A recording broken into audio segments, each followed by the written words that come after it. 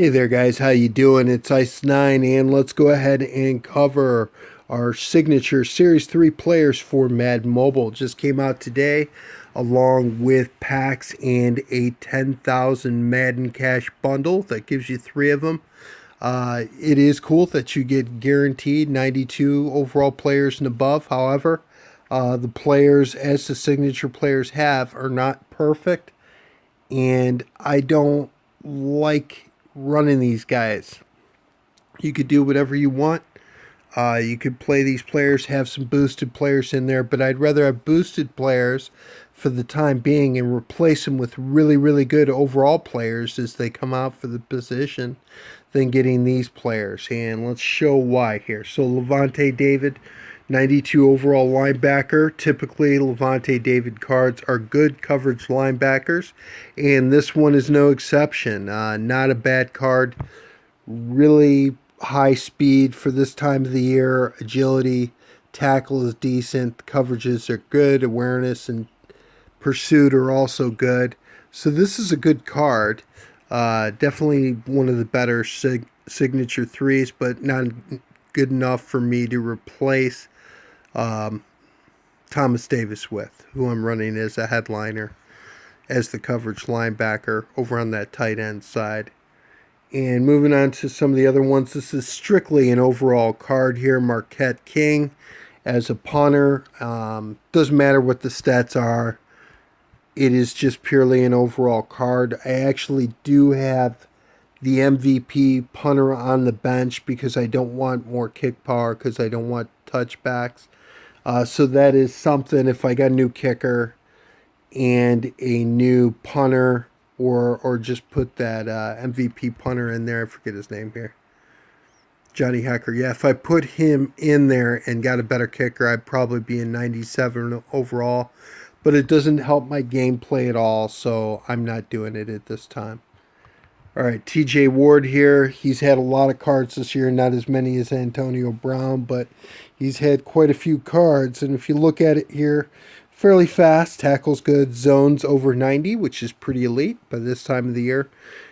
So pretty good card as a whole. Again, though, I don't know if that justifies replacing one of the MVP safeties, either Cam or Lowry over there, who I was playing at free safety, or one of those cards.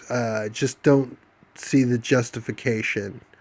Or the new headliner Eric Berry card, which I'm going to cover and is now on my team.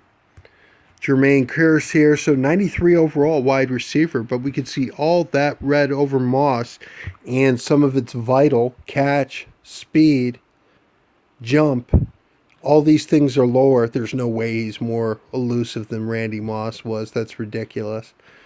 So this is a good card from overall point of view. You know, I'm sure it'll boost up nice, but in terms of gameplay, it's nothing special. And here is the biggest slap in the face that EA could possibly give its league players. So they've got a 92 overall version of Efert that, as we could see, as compared with the Tier 7 version, has better stats. Much faster, stronger, better catch, better impact block. So overall, this is a better card. It's not going to be going for much because a lot of people have Efert already, and he's got that +2 awareness boost. So in terms of overall, that's a better card for boosting your team, but this one is better from a gameplay point of view. Problem is, very crowded position with Tier 7 Efert and Mobile Master Gronk. There's just no place for another tight end. This one, in my opinion, is not good enough to replace the 95 version of the card, even though that version sucks from a gameplay point of view. I'm being really stubborn, and I'm not going to replace it with a slightly better gameplay card. I'd probably replace it with a better wide receiver or something like that when it comes out. Delaney Walker, and you can see, again, a lot of green over Efert. Better catch, about the same speed, strength. So these are kind of uninspired cards. This is really very similar stats to that Eford card.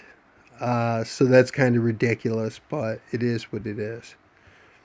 All right, here's the AP card, which is definitely one of the best of the bunch. In terms of a pure runner, this is definitely one of the better ones now. Very fast and strong. Good elusiveness, but the catch is garbage and the carry is not great, as tends to be the case with AP cards. And just reflecting what AP is kind of like, he does fumble quite a bit. So this is not a good enough card for me to replace Thanksgiving Reggie Bush, who I got for less than 300,000 coins. Just not enough of an improvement. I like Reggie Bush just fine. There's better running backs that are going to be coming out. But for AP fans, I'm sure they'll be happy to spend the coins for him. And let's see if we're missing anybody. This is who I pulled this morning. So this is, the signature player extraordinaire. So Dan Scooter, your pass rushing, run stopping linebacker. Problem is, I've already got Von Miller. I've got Domination Von Miller, so that's one linebacker slot that I will put more of a pass rusher at, that I feel okay with that. And then everybody else from the 3-4 to that outside linebacker covering the tight end, the left outside linebacker. I want people with coverage and some wheels, and this guy has neither. He doesn't have really good coverage. He's got good tackle, good strength, and 77 speed. So an absolutely garbage card. I sold it today when I did my pack for 200,000 coins. So that means I, of course, lost about 200,000 coins. Yay. But, I knew who the players were when they were coming out. It's a guaranteed signature player. So I went ahead and did it. But in my opinion, these signature players, they're just not good enough. They're not be-all, end-all type of thing, and I prefer, instead of buying, they've got a couple linemen on there, and they're good blockers, but the thing is, when you get an all-MVP line, like I have, you got a strength boost, got an agility boost, that really helps the whole team, including the offensive line, and then you've got a run block, pass block, an impact block boost, all +2, and that helps everybody out. That gets everybody up to a 99, 98 range. Now, are they great cards? Are better cards going to come out? Yes, but if the card's not a ton better, why spend 400 to 600,000 coins for an offensive lineman when you could just have an all MVP line for the time being, and it's boosting up the whole team, especially the line in general? Might as well keep it like that, it seems to me, for the time being. And on my team, there's a lot of boosters. I don't have much in the way of game changers because the speed game changers are just super expensive by this point. I would like to have a couple of the speed boosters. They're just, it's not in the cards as of yet for me. But I've got a couple cards here for gameplay that aren't boosters. Randy Moss here. He has been pretty decent for me. Fast, good jump, tall, catches it pretty well in traffic. Pretty good as far as that goes. We've got Eford, who's a garbage card. And we can kind of see 81 versus 87 on that new 92 card. It's just such a joke.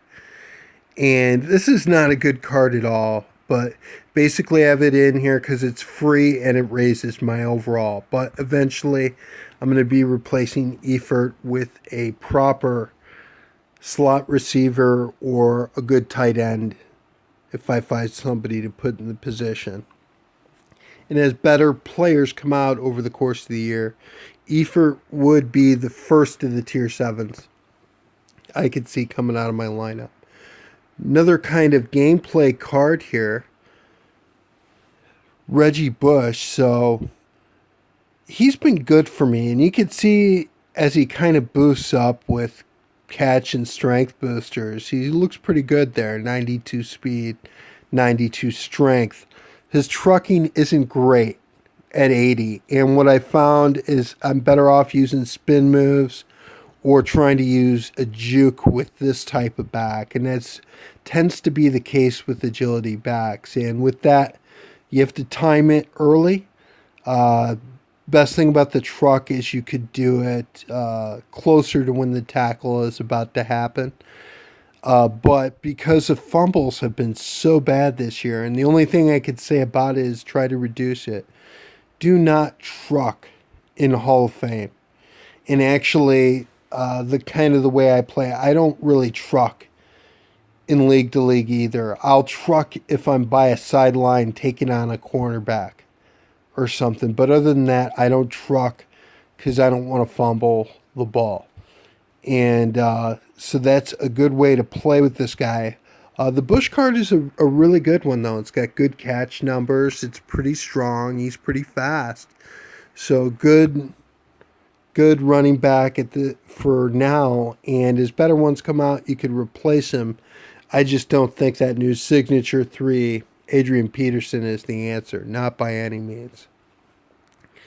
A lot of guys in my league have been thrown to this guy and been having problems.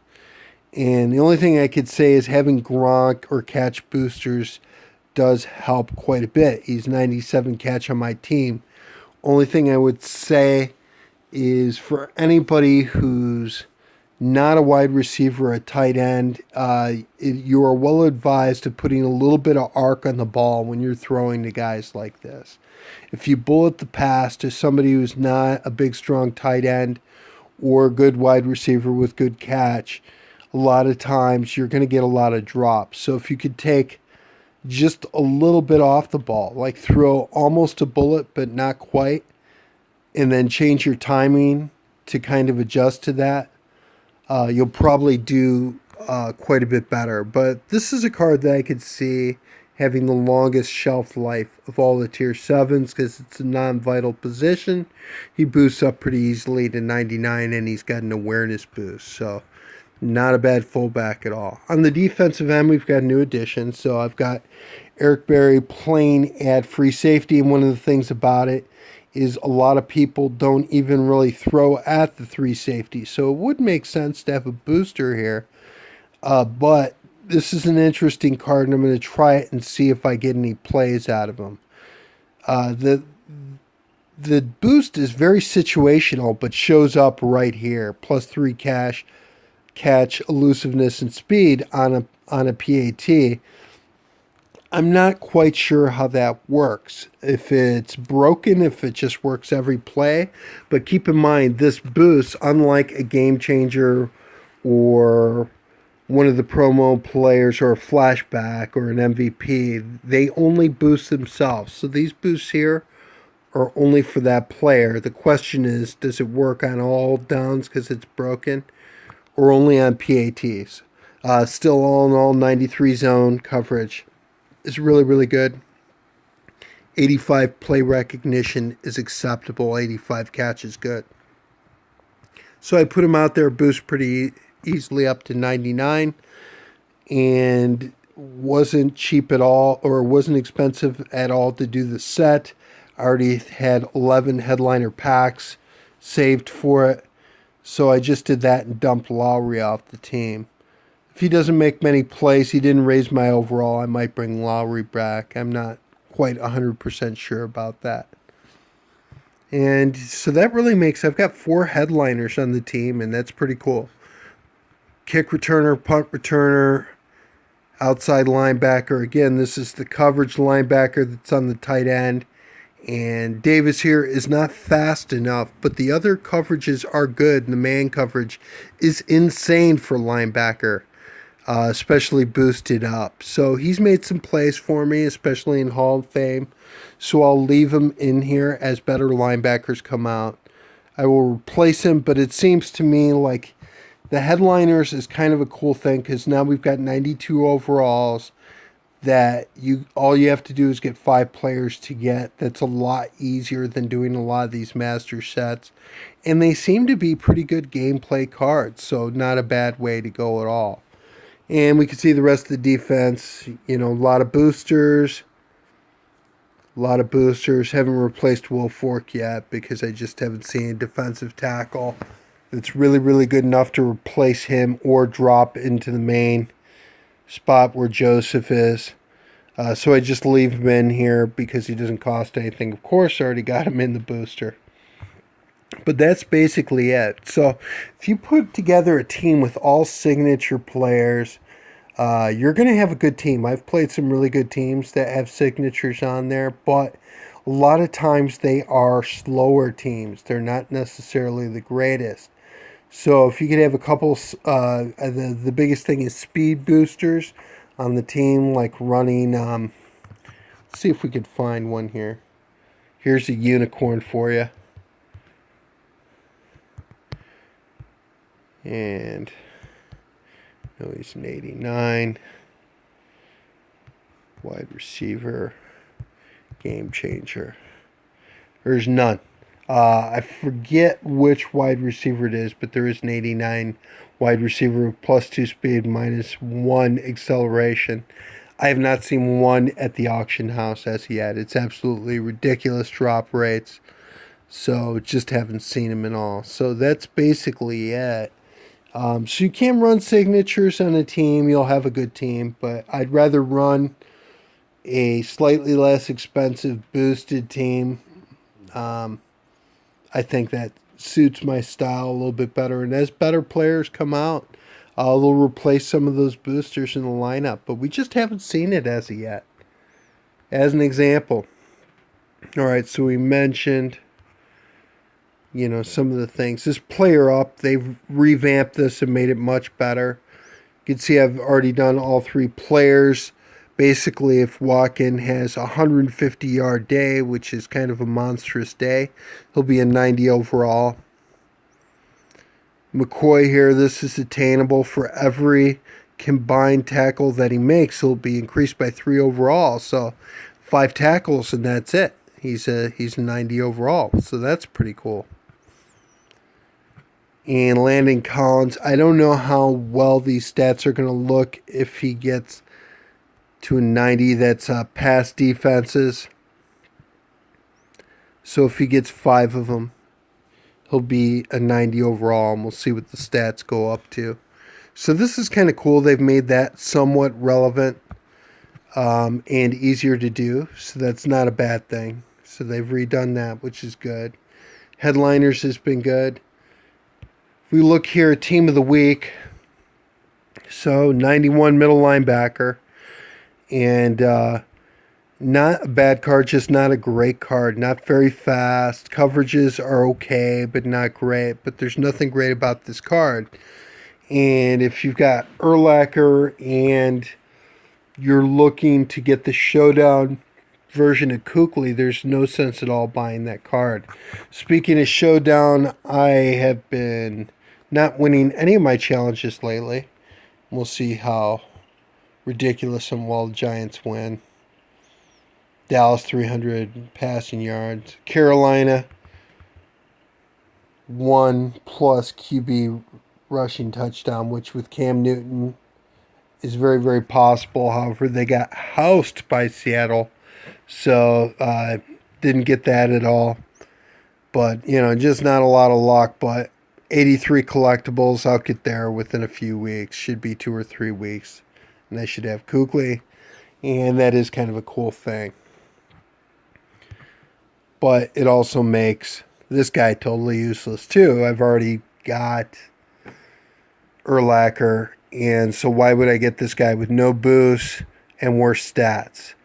Some of the stats are actually pretty good, but as a whole, no reason at all to go for this player. So another legend badge saved for the week. I've got a bunch of them, and I don't know what I'm going to get to use them on, because it doesn't look like these legends are getting any better. 93 overalls. They should go through this for the week, because now with the pack players, they do have better overalls. And I got to say, I hate that. They should not make it the luck of the draw, but they want people to pull from packs. And we can see here with Rice, he's going to just over 1 million coins. So not a bad card. Quite a bit of green over moss. Not in speed or jump, though, and he's not as tall. So, in terms of gameplay wise, I think he's better for overall than he is for gameplay. But not a bad card by this time. We could see quite a few of them out in the market here, and it's already Wednesday. So, kind of an interesting thing. Not a big mover, even though it's a 95 overall wide receiver. Just not a real big mover. But that's an unfortunate thing that the version that is pack only is so much higher overall than the set based version. But they want to keep people pulling through packs, and some guys make coins off of it. I typically don't try to make my coins and then buy players as they come along and as I like them. Typically, packs are not worth it, in my opinion. But at any rate, that is my video for the day, guys. Thanks for watching. If there's anything you want to see, let me know.